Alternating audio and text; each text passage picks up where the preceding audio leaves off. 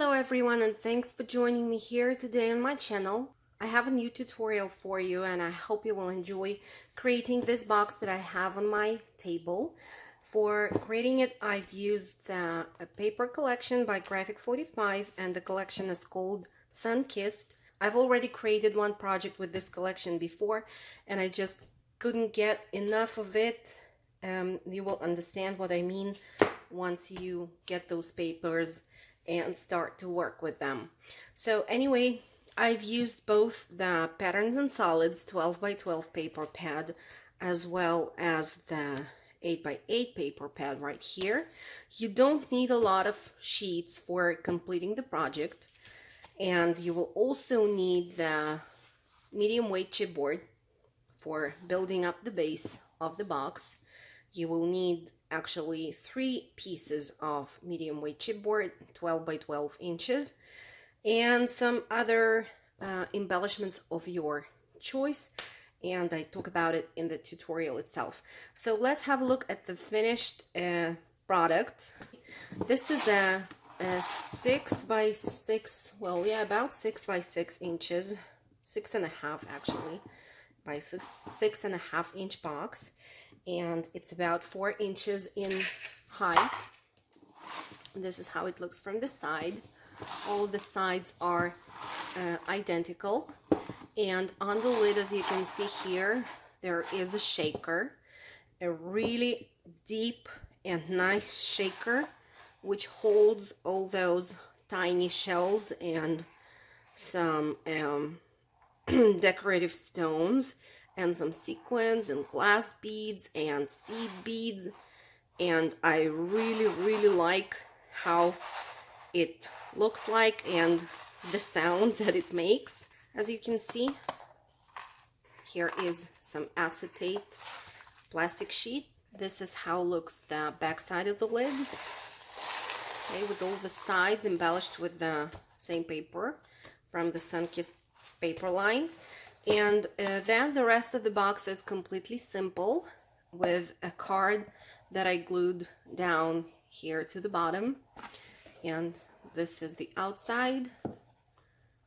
And you will be able to create it as usual in my tutorials completely from scratch using some paper products.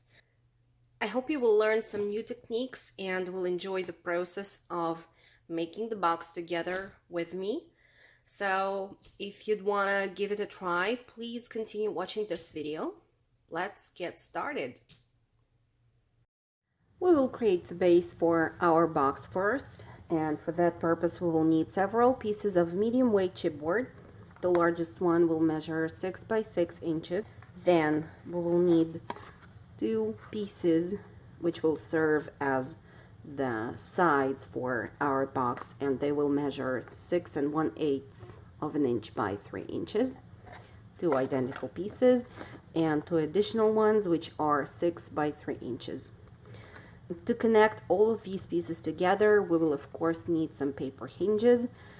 I currently prepared 2 of them which measure 1 inch wide and 6 inches long.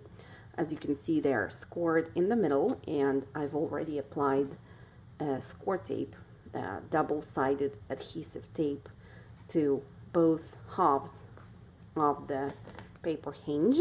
Now I will take one of them, I will remove the backing, and I will attach it to the largest piece of the chipboard, making sure that I go from the very corner of the chipboard piece to the opposite corner, okay, like that, and that I don't overlap the score line that I have on the paper hinge. I want it to be able to fold freely and provide the square angle once folded. Then I will take the piece which is 6 by 3 inches long, and I will keep it in a standing position against the working surface, close to the largest chipboard piece. They're really attached nicely one to another, and while keeping it in a standing position, I will fold the paper hinge on the back of this chipboard piece, and then I will burnish it, and then I will be able to unfold the side, and as you can see, you will have the spacing here in between the two chipboard pieces, which is equal to the thickness of the chipboard itself that we are working with. Then I will take the second paper hinge and I will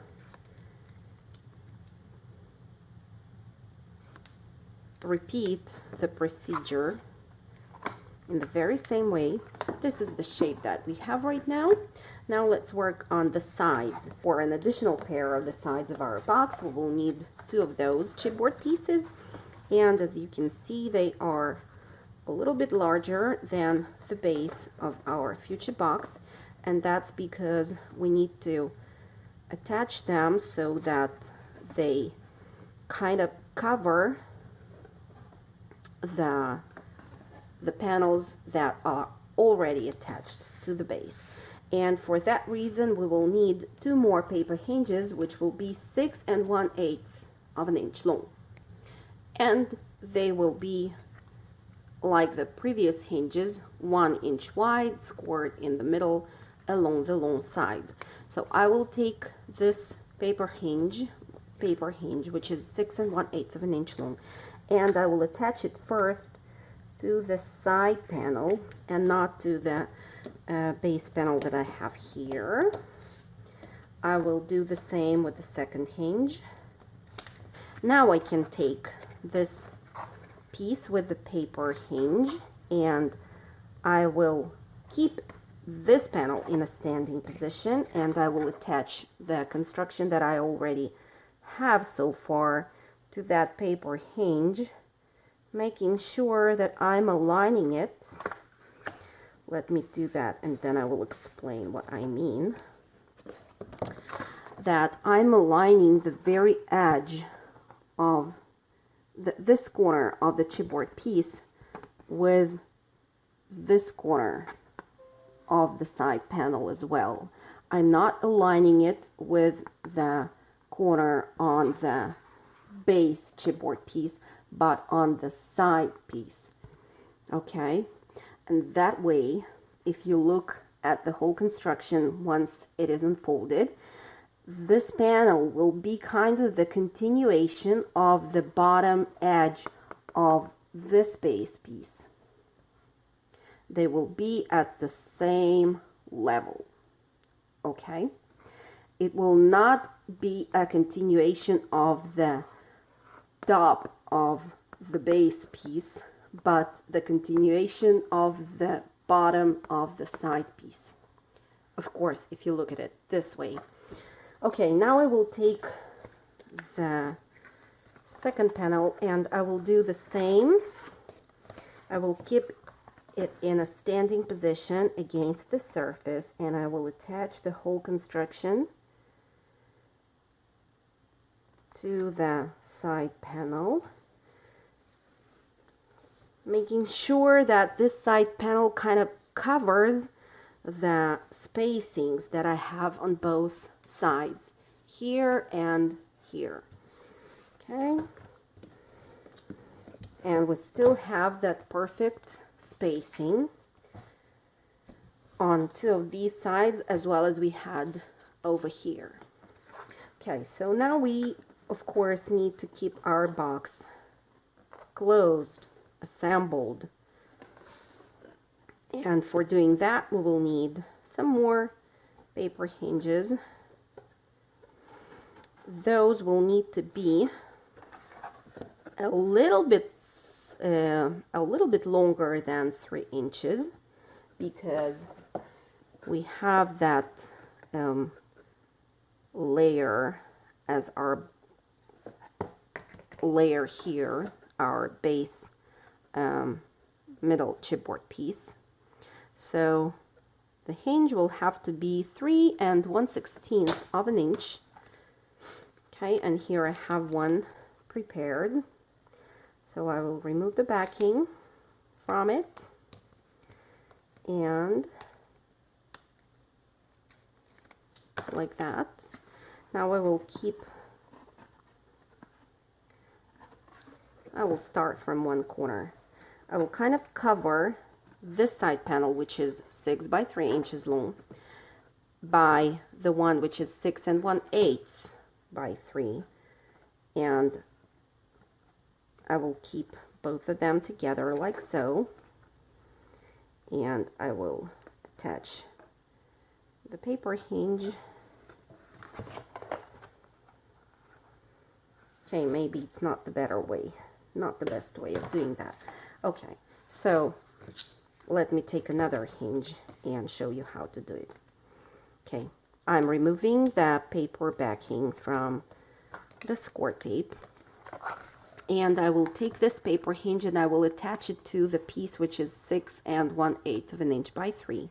I will start applying it from the corner which is far from the rest of the chipboard pieces. I will align it along this corner. Okay, and I will make sure that I do not overlap the score line. Okay, like so. I will attach another identical hinge on the other side of this panel. Now I will make sure that I cover this side, which is 6 by 3 inches long, with the one which is 6 1/8 of an inch. That I keep this side first, I keep it folded, and then I fold the side which is 6 1/8, and that I'm forming a straight angle which looks like this. Okay, once done, of course I need to burnish the hinge, and then I can do the same on the other side. I will first fold the shorter panel, and then I will keep the panel which is 6 1/8 of an inch on top, and I will burnish.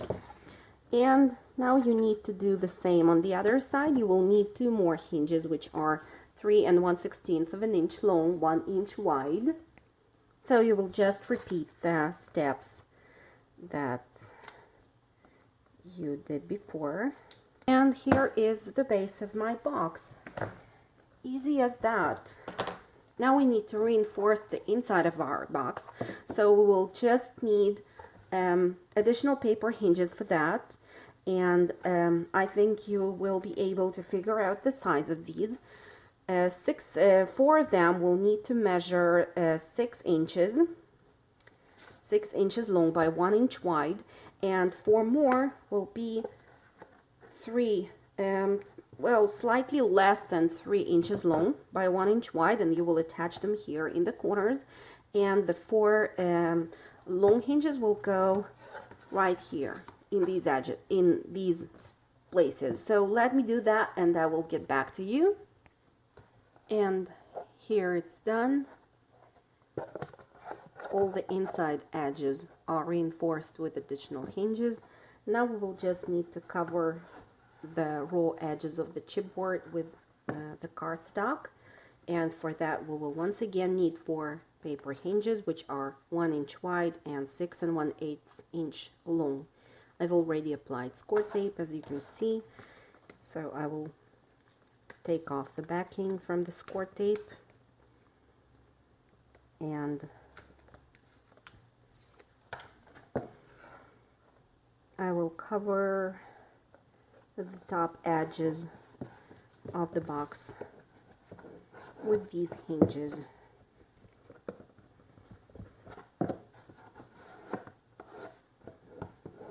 I didn't do that now, but you can also add some liquid glue here to the very edge of the chipboard piece, and only then to cover it with a paper hinge, and that will result in more crisp edge of the box is walled once you burnish on top of it. Okay, so let's do it here.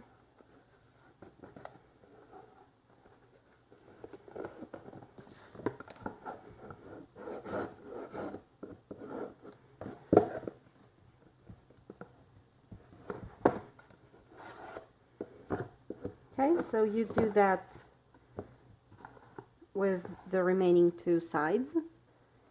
One last piece, and here you go. Now you can select a designer paper for your project and cut the papers of the needed size in order to embellish the inside and the outside of this box that we've just created. I will use the Sunkissed collection by G45 for my box, and the inside, the bottom of the box, I will embellish with the papers from the Patterns and Solids pad. And for the top cover, which will also have a shaker on it, I will use the papers from the actual designer paper pad. I also want to mention that if you like to distress the edges of the papers and the project itself while you are creating, so this is the time to do that. And I will do it offline using the Distress ink, the walnut stain Distress ink. Now, as for the papers, you will need 4 pieces to cover the outside panels of the box, and these will measure 6 inches by 2 7/8. I have 4 of them. 4 additional pieces will go on the inside side panels of the box, and these will measure 2 7/8 by 5 7/8. And you will need 2 additional square pieces. One will go on the inside of the box and one on the outside, and these will measure 5 7/8 by 5 7/8. Yeah. Okay, so I will distress now the edges of the paper, and I will also distress all the sides of the box and get back to you. And it's done. Here is how I've covered it with the designer paper, and I distressed the edges as I told you before. So now let's get to creating the shaker cover for this box. Okay, so now it's time to create the lid. And for the lid, we will need several pieces of chipboard once again. As you see here on my table, the largest one will be 6 1/4 of an inch by 6 1/4. 2 more will be 6 1/4 by 2 inches. And the last 2 will be 6 3/8 by 2 inches wide. Now, I will also need a piece of cardstock, and it will measure 5 1/4 by 5 1/4. It's the same cardstock that I used for creating the paper hinges. And concentrate on the middle piece of the lid here. We will need to create an opening in this chipboard piece. For doing that, you will first create the guidelines, which will stand 3/4 of an inch away from all the 4 sides of the chipboard piece. And you will use any tools that you have in hand for doing that. It can be this ruler that I absolutely love from Tim Holtz. That can be any other kind of ruler with the measurements on it. Or if you don't have this ruler, so you will just measure using a regular ruler 3/4 of an inch from each one of the corners to the left and to the right, and then you will connect 2 of the marks in order to get the guideline. So now we will simply use the non-slip ruler and a craft knife or retractable knife in order to cut that same opening that we are talking about. Let me start cutting it out. These are the tools that I use and the way I do that. Okay. We will no longer need this chipboard piece, so you can set that aside. And right now you will once again need that ruler for creating another guideline, which will stand 1/4 of an inch away from the cut out edge of the chipboard. And I will create the guidelines only on two sides, like that. And this will help me to align properly the piece of the cardstock that I will be laying on top in the following way. Okay, so before laying the cardstock and gluing it down to the chipboard piece, I will add 1/4 of an inch score tape to all the 4 sides of it, like this.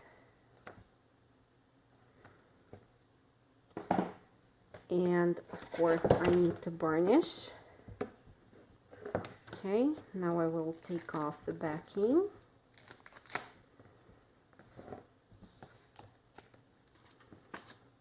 From the score tape,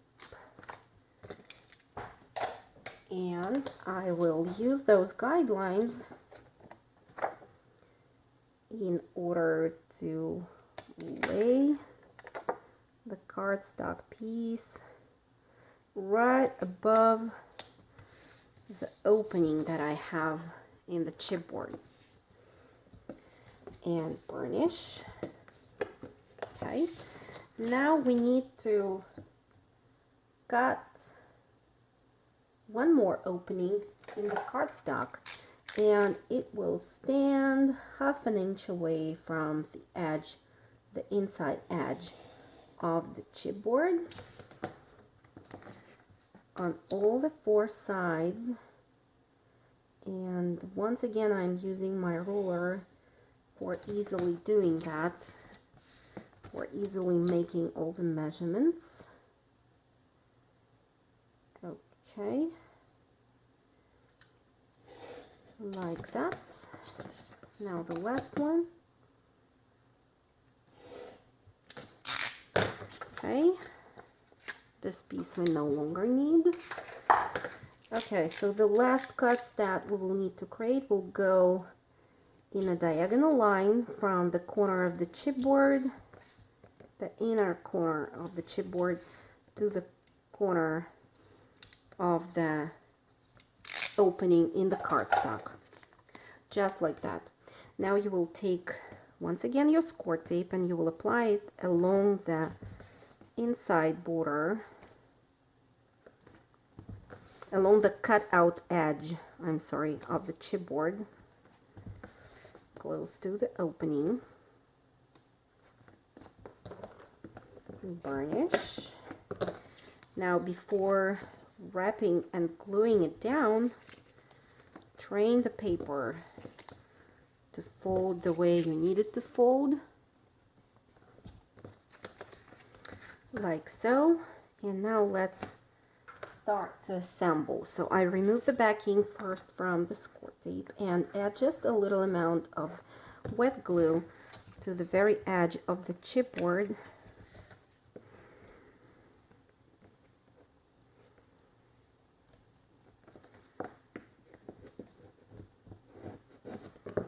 Like so.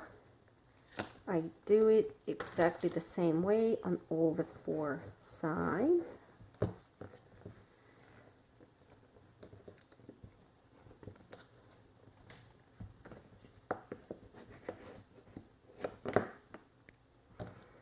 Okay, now it's done. Here is the top of our future lid. Now I will take 2 of the side pieces, which measure 6 1/4 by 6 1/4, and I will prepare 2 paper hinges, which are 6 1/4 of an inch long by 1 inch wide, I will take off the backing from 1/2 of the hinge, and making sure that I do not overlap the fold line, I will attach that hinge to one of the sides of the chipboard piece with an opening. Then I will take that chipboard piece, which measures once again 6 1/4 by 2, and I will remove the backing now from the second half of the hinge.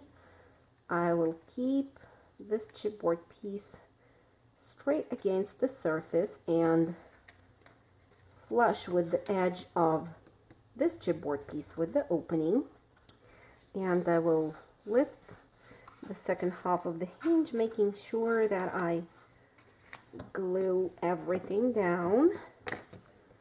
I will burnish from the front side like so. Okay, yeah, I think I did right.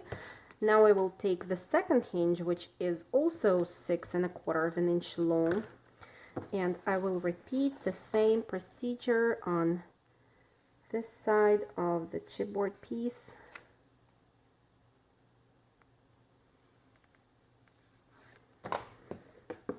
And in the same way, I will attach, so to say, side wall of the future lid to the central part of it.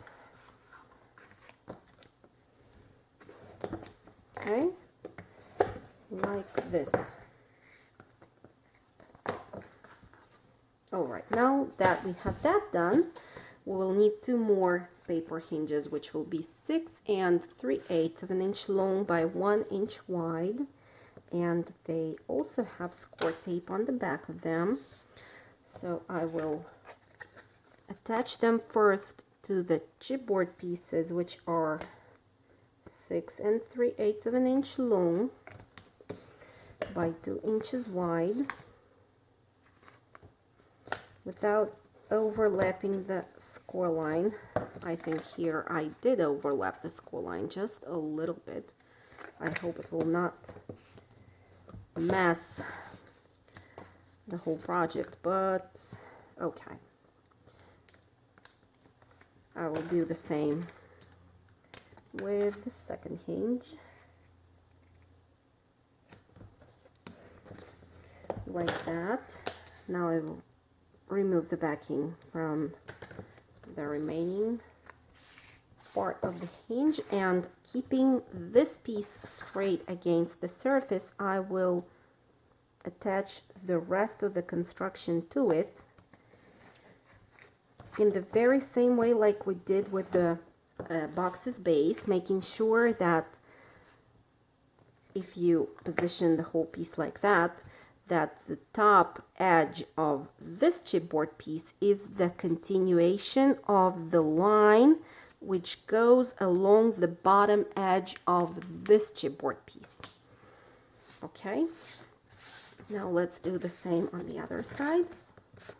Okay, now we will need 4 hinges, which are 2 1/16 of an inch long by 1 inch wide, and they already have the score tape, and I will attach them to the chipboard pieces, which are 6 3/8 of an inch long from both sides. I will start aligning the hinge from the top corner of the chipboard.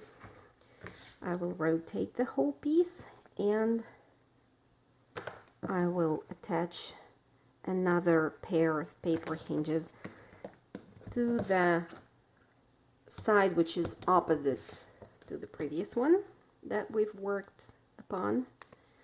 Okay, and the same thing goes here. Okay, now the paper hinges are attached. I can remove the backing from the second half of them and start to assemble the lid, making sure that the part which is 6 3/8 of an inch long kind of covers the one which is 6 1/4 of an inch long.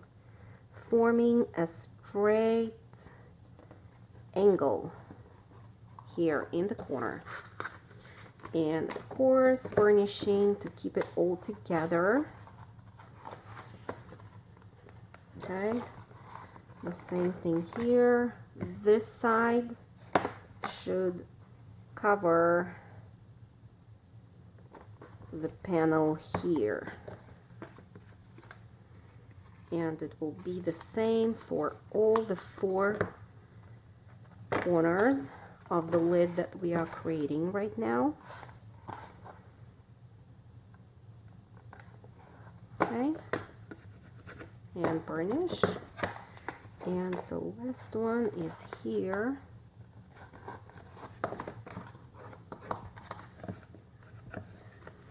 Okay, and already at this point you can see that the lid fits the box and everything looks nice so far. Let's continue working on the lid.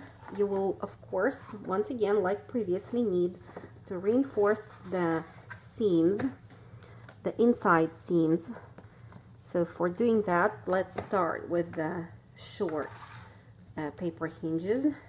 There will be 4 of them, and they will be slightly smaller, slightly shorter, will be correct way to say, than 2 inches. Okay, so you will attach them in the inside corners of your lid.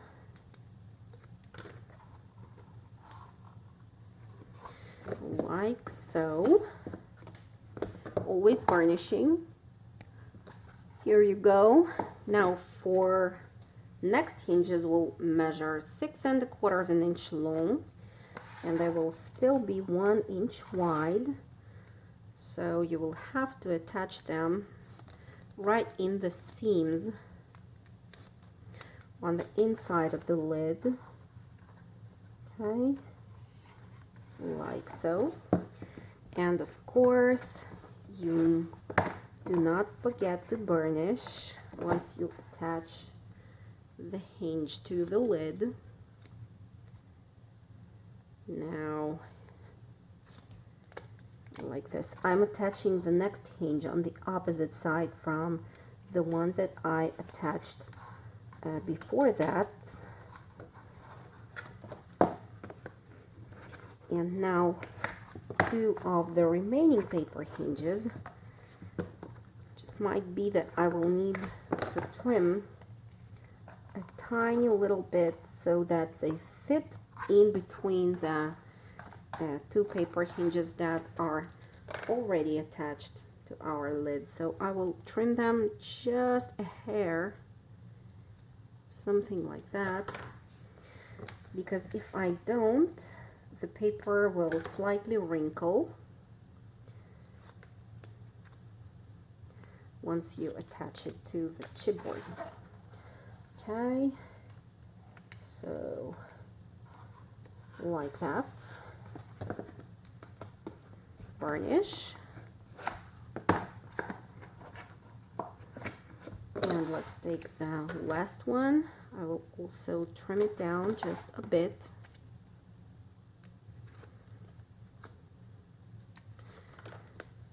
So that it will fit nicely in between the existing paper hinges. Okay, like so. And the last thing to do right now is to cover the raw edges of the chipboard with more of the paper hinges, which will currently be 6 3/8 of an inch long and still 1 inch wide. And as you remember, I applied just a bit of wet glue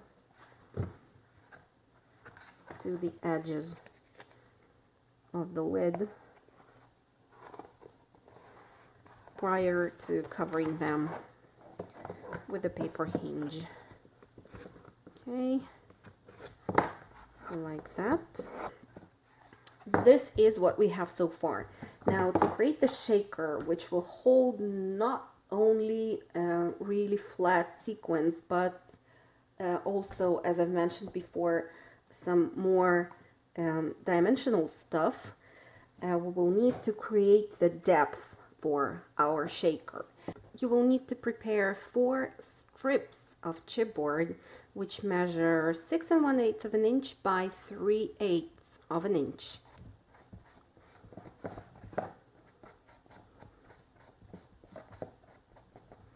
And on the outside too, here and here. Okay, now I've distressed it all. So we will need a piece of acetate. That piece of acetate will measure 6 1/4 by 6 1/4. Here it is. And I'm using just a leftover piece of acetate from the packaging, the toys packaging. The toys were bought for my girls, so the acetate was really firm and nice without any scratches, so I thought that it would be a real pity to throw it away. So I'm using it here. Okay, this piece, I cut it down to the size, and now I think that I need to make some trimmings. I will cut using my scissors just a tiny bit on 2 sides, on this one and the one on top, so that this acetate piece will fit without a problem inside the lid, but will not be too small, like this. Now let's see if it fits. You see I have here a piece of some sticker, but it will not show. And I've applied, I hope you were able to notice that I've applied score tape along the 4 edges of the acetate sheet. The width of the score tape that I used there is 3/8 of an inch, but if you don't have it, 1/4 of an inch can also do the job. Okay, now when that step is behind us, I can start to attach the support for that cover piece that will be inside our lid. For gluing down the chipboard strips, I will use the wet glue.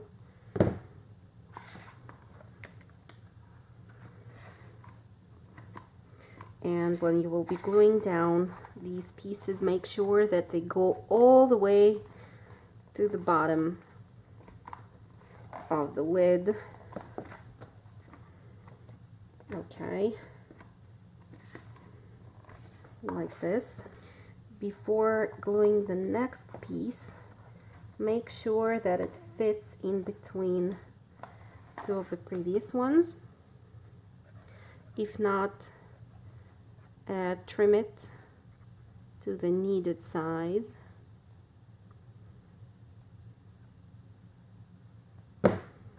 So that you are able once again to get it all the way down. Let this set and dry, and we will now work on the piece that we have here. Okay, so first of all, this chipboard piece measures 6 1/4 by 6 1/4 of an inch, and I've also cut 4 paper hinges, which are 6 1/4 by 1 inch, scored in the middle with the score tape on them.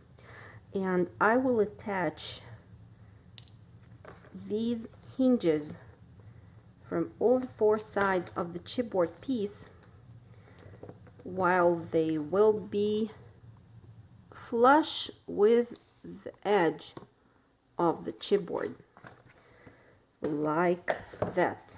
I will repeat it for all the 4 sides.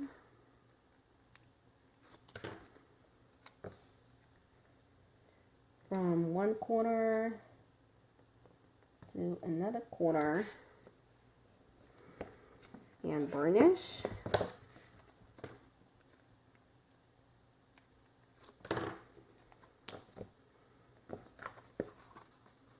And do the same here, align with the very edge like so, and burnish.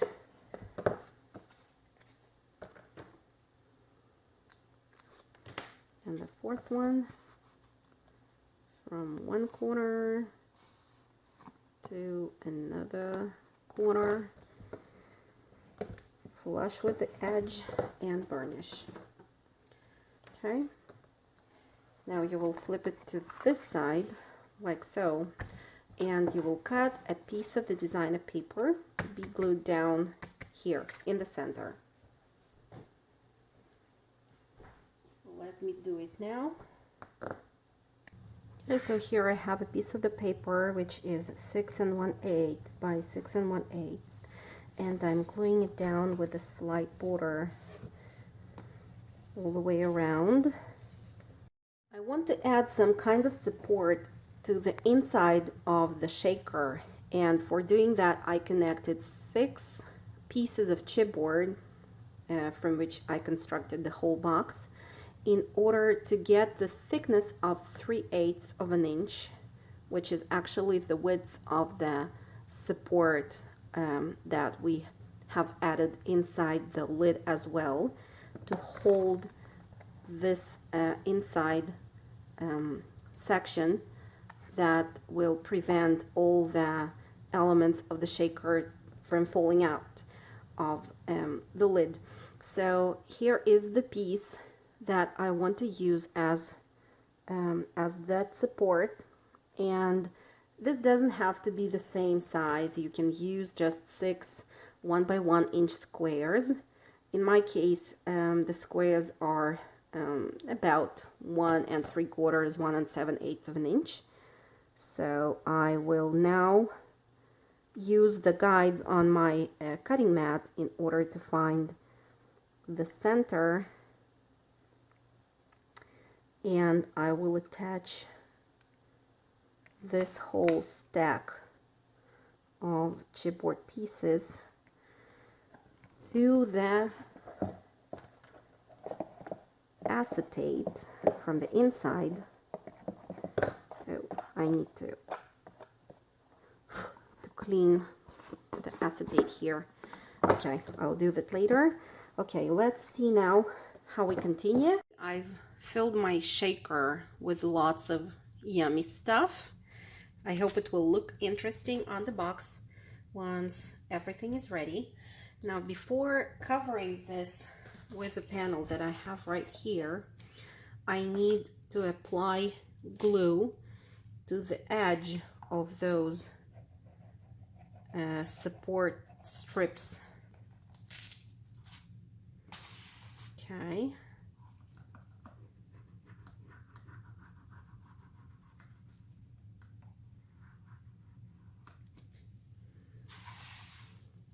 Like so.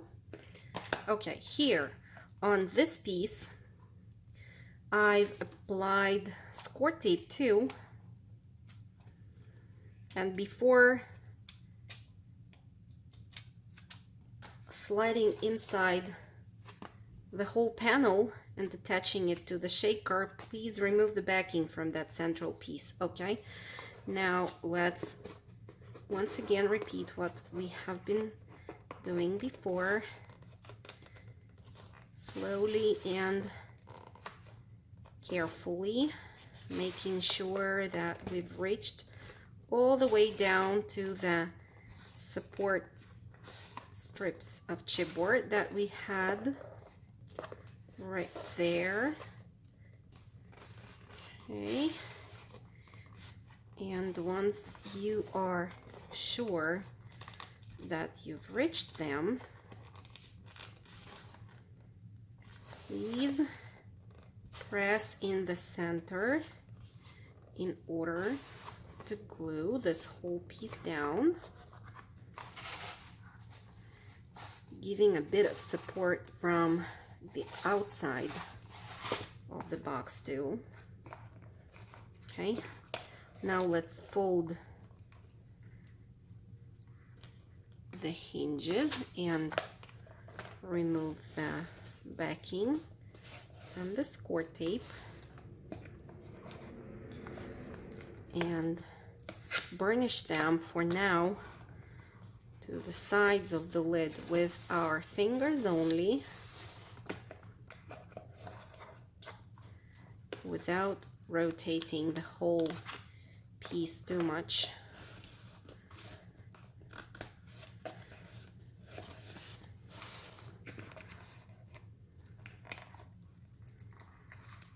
Just like that. Now that we have that done, this is our shaker, exactly the way I wanted it to be. So we will add some more embellishments, of course, here in the center. But as you can see, it's a perfect shaker, very dimensional, and those cute shells are moving inside freely. Okay, now let's rotate it like that and burnish on the hinges that we've secured only with our fingers before that. Now let's press better here on the score tape, and I think it's almost ready. What's left to do is to embellish the outside, to cut the paper in the matching dimensions to cover the panels of the lid. Let's see how it fits on top of the box, and it fits nicely. Okay. Oh, I love that sound, how it moves inside. It's really mesmerizing. I really love it. 4 pieces of paper, and they are 1 3/8 inch wide by 6 1/8 inch long. I will attach them to the inside of the lid right here. Now for the outside panels of the lid, I've cut 4 pieces of paper, which are 6 1/4 by slightly less than 2 inches. So I will glue them down right here. Okay, here I've covered the side panels of the lid with the designer paper, and I've also cut down a piece of the designer paper in order to cover the inside central part of the lid. And the measurements for this paper piece is 6 1/8 by 6 1/8. Okay, so the box is practically ready, and what is left to do is some more embellishing that needs to be done. And of course we need to cut the paper in order to put here on top of our box. For covering the top of the lid, I've chosen this paper piece from the 8x8 paper pad Sunkissed collection by G45. To tell you the truth, this one is one of my favorites, along with the blue stripes. So the paper size is 6 1/4 by 6 1/4, and now we'll need to create an opening in it. For creating an opening on the back side of this paper, I drew some guidelines which stand 3/4 of an inch away from all the 4 sides of the square piece, and you can see the guidelines right here. So now I will use my craft knife in order to cut an opening. And you know what, before doing that, I will be distressing the edges. So I want to distress the outer edge of this paper piece right now before cutting an opening in it, because once the opening will be there, the paper will be so flimsy and it will be less convenient to distress the edges. Okay, so let me cut out the opening. Okay, here we go. Now I can distress the inside edge of the paper like that, and what's left is to put this piece on top of the lid like so. I think I will still use the wet glue for that purpose, although I have so many runner glues, this one from Xyron, and of course I have this one by Scotch, but I don't know, I just feel like it's not strong enough. I don't know how to explain that. I'm such a fan of the wet glue that, well, I don't know even how to explain that to you. I would love to know what kinds of glue you mostly use for putting down your projects. So if you want to share that with me, please put it down in the comments for this video. I appreciate that. Okay, let's get this done. Now, as I'm using the wet glue, I will be able to move the paper piece on top of the lid and to center it perfectly well to frame the opening the way I want.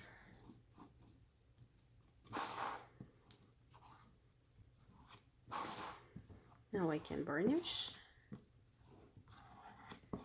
and set it aside to dry while I'm preparing the Fussy Cut Elements for embellishing the lid and the panels of this box.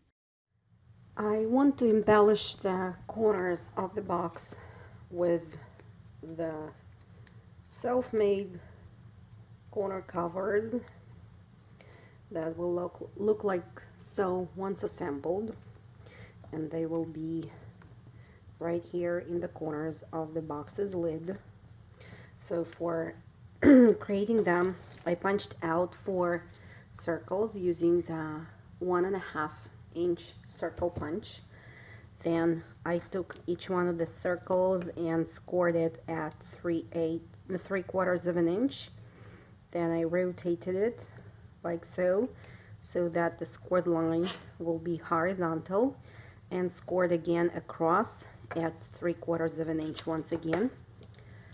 Then I colored the circles with the Distress stain of the Vintage Photo color, and then I cut this thin slit in the circle.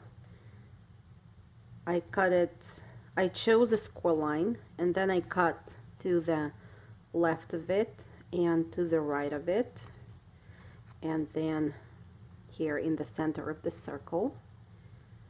So basically I cut out one of the parts of the score line in order to get this shape. Now I need to glue down the cut apart sides right here. So you apply whatever glue that you use and assemble your corner cover like so, and then you glue it down to the corner of the box. So I will do it now, and we'll get back to you once done. Here 4 of them already, and I also decided to cover them with the Distress Crackle paint because I really like the effect of this paint on the craft cardstock colored by the Distress inks. So now I'm ready to attach them. Here in the corners, I will just need to wait for them to dry. I've glued down the corner covers in the 4 corners on the lid, and I've also embellished some of them with the half pearls. I've added a few die cuts on the sides of the box, of the box's base, as well as on the sides of the lid itself. And I've cut out one of the cards from the paper set and matted it with craft cardstock paper. And I've also used some cut out pieces from the Sunkissed paper collection and made this embellishment cluster on the lid itself on the top. Now I want to embellish the inside of the lid as well, and for that I have here a die cut base. I've used some of the older Spellbinders labels dies. Unfortunately, I do not remember the name or the number of those labels set, but I hope you can find something in your stash that can fit your needs here for this project, and you don't really have to do it like I do. You can embellish it the way you want and use the dies that you want, of course. So that's totally up to you to decide how you want to embellish the inside cover and whether you want to embellish it in general or leave it plain like this. So now I'm only matting the designer paper piece with that cardstock paper, and I will be gluing this down to the inside of my lid. Now I have some of the elements that I've cut out from the Sunkissed paper pad, and I once again remind you that for this project I'm using the 8x8 pad size. So right now I just want to kind of layer the pieces here in order to decide how I want the final composition to look like. So I guess I'll put the flower somewhere here, and then I will add this tiny turtle. Oh, maybe, I don't know, maybe somewhere here. So right now I will be just gluing all of these down. I want to create some dimension here as well. So once again, I will create a few layers of the paper cut pieces, and some of them will be glued down directly to the base designer paper, and some of them I will later on mount on the medium chipboard pieces in order to raise it a little bit above the surface of the base designer paper. Okay, so here will be the flowers.